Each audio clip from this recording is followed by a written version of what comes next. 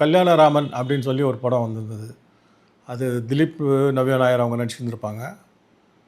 அந்த படம் பண்ணலாம் அப்படின்னு தான் சொல்லி டிசைட் பண்ணி அவருக்கு படம் காட்டினா அவருக்கு படம் ரொம்ப பிடிச்சிருந்தது. ஃபேமிலியாக எல்லாருமே வந்து பார்த்தாங்க. பார்த்துட்டு படம் நல்லாயிருக்கு, இதை பண்ணிடலாம் அப்படின்னு சொல்லி பண்ணிகிட்ருந்தோம். பேசிகிட்டு இருந்தோம். அது இந்த படம் நடக்கிறதுக்கு ஒரு 9 மாதத்துக்கு முன்னாடி அந்த பேச்சுவார்த்தைகள் போயிட்டு இருந்தது. பேச்சுவார்த்தைகள் போயிட்டு இருக்கும்போது வந்து நீங்கள் என்னென்ன பண்ண போகிறீங்க அப்படின்னு சொல்லி என்கிட்ட அவர் கேட்டிருந்தார். உங்களுக்கு ஃபஸ்ட்டு படமாக என்ன பண்ண போகிறீங்கன்னா, நான் அப்போ வந்து தான் இந்த மதுரை படத்தோட கதையை அவர்கிட்ட நான் சொன்னேன். ஆனால் அது சூப்பராக இருக்கேண்ணா, இதை நம்மளே பண்ணிடலாமே அப்படின்னு சொல்லி சொன்னார். நிச்சயமாக சார், இதை விட எனக்கு என்ன மிகப்பெரிய ஒரு நல்ல செய்தி இருக்க முடியும், அதனால் நிச்சயமாக பண்ணிடலாம் அப்படின்னு சொல்லி நான் சொன்னேன். சொன்னோன்னா அப்புறம் ஃபுல்லாக ஒரு தடவை நேரேஷன் ஃபுல்லாக கேட்டாங்க. அப்போ எஸ்ஏசி சாரும் கேட்டாங்க, விஜய் சாரும் கேட்டாங்க, 2 பேருமே கேட்டாங்க. கேட்டதுக்கப்புறம் வந்து ரொம்ப பிடிச்சிருந்தது அவருக்கு, ரொம்ப பிடிச்சிருந்தது.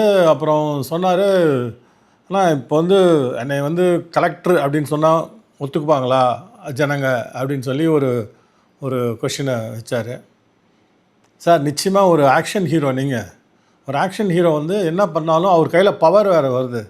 ஸோ அந்த கையில் பவர் இருக்கும்போது நிச்சயமாக வந்து அது ஜனங்க ஏற்றுப்பாங்க.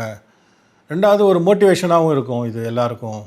ஒரு ஐஏஎஸ், ஒரு கலெக்டர் அப்படின்னா அவருக்கு எந்த அளவுக்கு வந்து பவர்ஸ் இருக்குது, அவரால் என்னென்னலாம் பண்ண முடியும், அவரால் வந்து எந்த அளவுக்கு வந்து மக்களுக்கு சேவை செய்ய முடியும், அவரால் எந்த அளவுக்கு அரசாங்க இயந்திரத்தை வந்து மிக சரியாக வழிநடத்தி செல்ல முடியும் அப்படின்னு சொல்லி எல்லா பவர்ஸ் இருக்குங்கிறது ஆடியன்ஸுக்கு ஒரு இன்ஃபர்மேஷனாகவும் இருக்கும் சார் இது அப்படின்னு சொல்லி சொன்னேன்.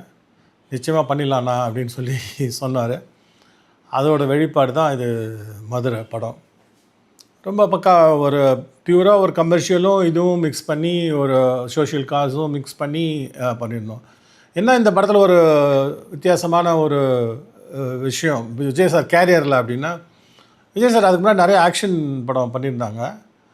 ஆனால் அது எல்லாமே வந்து ஒரு குடும்பத்துக்காக வேண்டி, ஒரு லவ்வுக்காக வேண்டி, அந்த மாதிரி ஒரு பர்சனல் கான்ஃப்ளிக்ட் அந்த மாதிரி தான் இருந்திருக்கும். ஆனால் இதில் வந்து ஒரு சோஷியல் காசுக்காக வேண்டி, ஒரு பொது நலனுக்காக வேண்டி வந்து போராடுற மாதிரி ஒரு கேரக்டர்.